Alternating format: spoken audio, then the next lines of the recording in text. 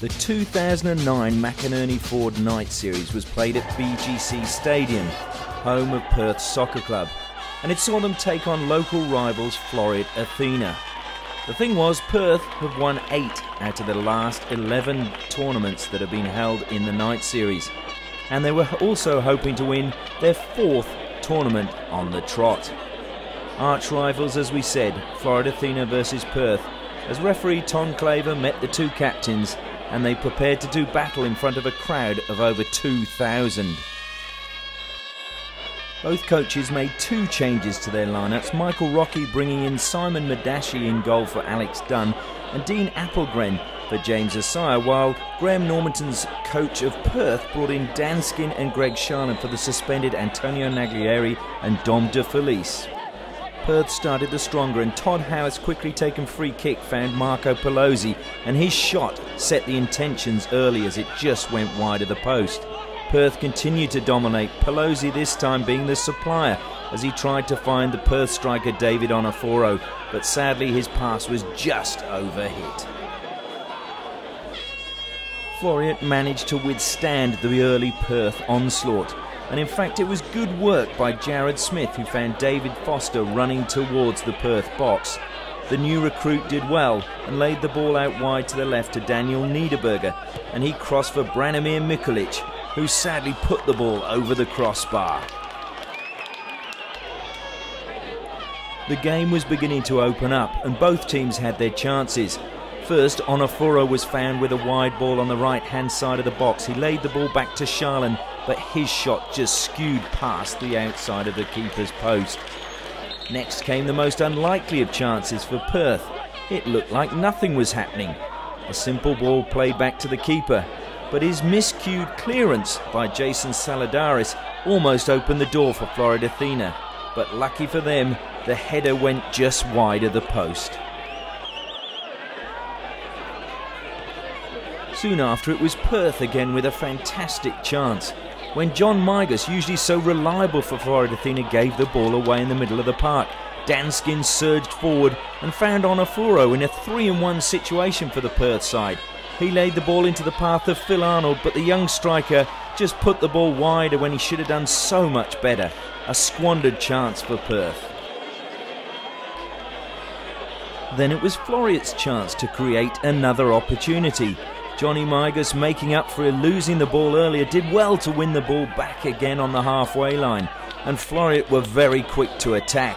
The ball was played in, and Foster, this time from about 4 yards out, just put the ball wide when he should have maybe just squeezed it past the keeper.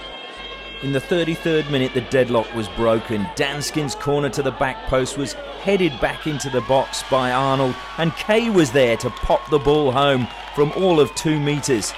A fantastic finish by the big defender, who was right on the spot when he was needed, and the crowd were really happy to see their home team. Danskin's ball very deep as we see it again to the back post. Phil Arnold does well to pull off his marker and just head it into the mixing box, and Kay just slots it home. 1-0 to Perth, and it looked like the Night Series crown could be theirs for a record 4th time in succession.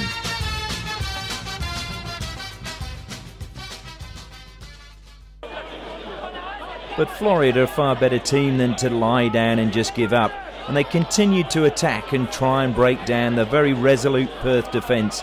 But there was nothing they could do as the half-time whistle approached, and they had to go in with a 1-0 deficit and come out and see what they could do in the second half.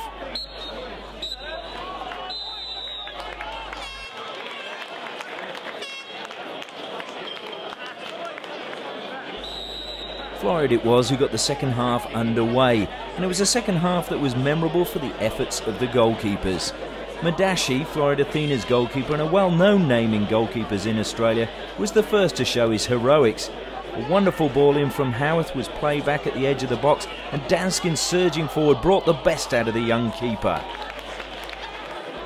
Next it was the chance of Jason Saladaris in the Perth goal, as he did well to get down to his right to save a Johnny Migas free kick.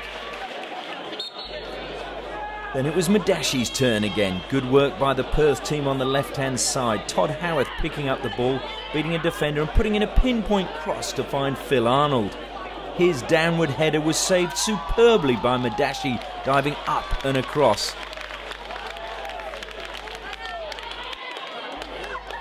Perth were beginning to dominate, and when Phil Arnold picked up the ball on the edge of the box, he found Pelosi wide on the left-hand side.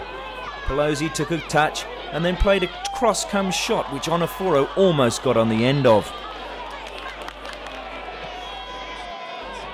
Arnold, he of the Ronaldo stepovers, was provider again not long after. He played a wonderful ball through for David Onoforo. The Perth striker did very well to get the ball round the goalkeeper, but the angle was tight and he put the ball over the crossbar.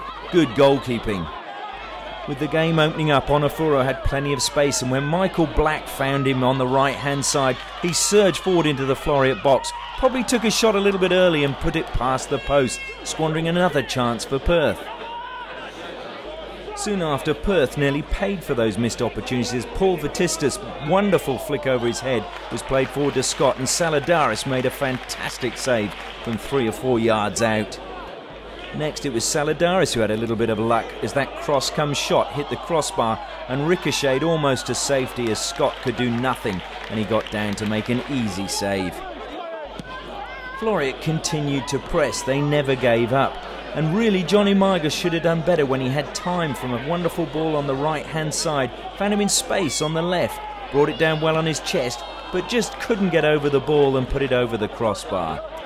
Space opening up all over the park. Marco Pelosi, the former Hearts player, had a chance to show the fans what he can do and how he's going to be a danger in the season ahead. The finish not matching the run. There was still time for Floreat Athena to get the much-needed equaliser. A free kick on the right, played in. Saladaris did well to punch the ball clear, and there was no time for Floreat to get the ball back in and get that much-needed equaliser. The final whistle sounded, and Perth had won their 4th McInerney night series, and there were hugs on the bench all around. Coach Graham Normanton sadly missing out because he was up in the stand. Dennis McInerney from McInerney Ford presented Todd Howarth with the cup, and boy did he look happy. The first cup of the season for Perth Soccer Club, and there'll be many that won't bet against them winning more silverware this season. The rooms there, those who say the Preston tournament doesn't mean much must be means a lot to you guys. 4 times winners in a row now.